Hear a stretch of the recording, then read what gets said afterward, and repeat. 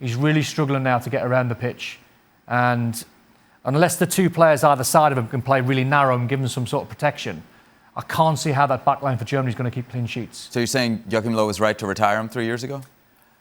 Because, I mean, really, he kind of bent to the pressure to bring Hummels back. Yeah, well, he's certainly a lot slower than what he was 3 years ago. I think you're watching a player now that is going backwards. And I don't mean that disrespectfully, because he's on an unbelievable career and he's still a fine footballer. But in terms of an athlete, you know, you see the 2 goals today. Anything over the top, down the sides, he can't move. And if you're Kylian Mbappe, if you're one of the best sides that's going to be facing Germany potentially in the next few games, you're going to try and isolate that central area of Mats Hummels. A ball that came 35 yards, 40 yards, he had to move 5 yards by the time the ball left the foot of his opponent to cut that cross off, and he couldn't do it. So what chance has he got with somebody like Mbappe or Griezmann or Benzema in and around him? Not a chance. When they play against a proper team, they're going to lose plenty more goals if he plays. And it looks like he's going to play until they're knocked out. I mean, Don's 100% right. The guy can't run. He can't get about. Anything in and around his feet, forget it. If he's got time to read it, he's okay. But no, they can't win anything with him. Frank, quick thought?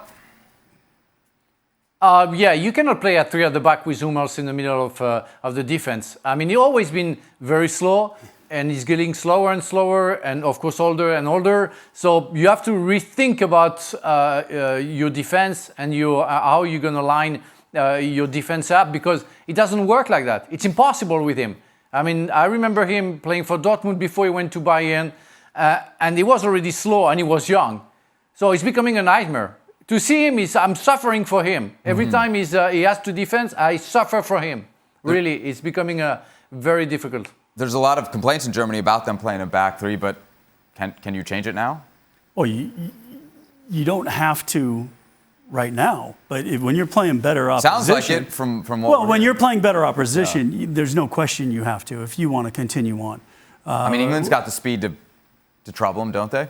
Yeah, of course they do. Imagine them going up against a Lukaku, going up against it just can't happen. And well, there actually is one thing that maybe Low doesn't have he doesn't have another option, right? Because his other choice is Süle.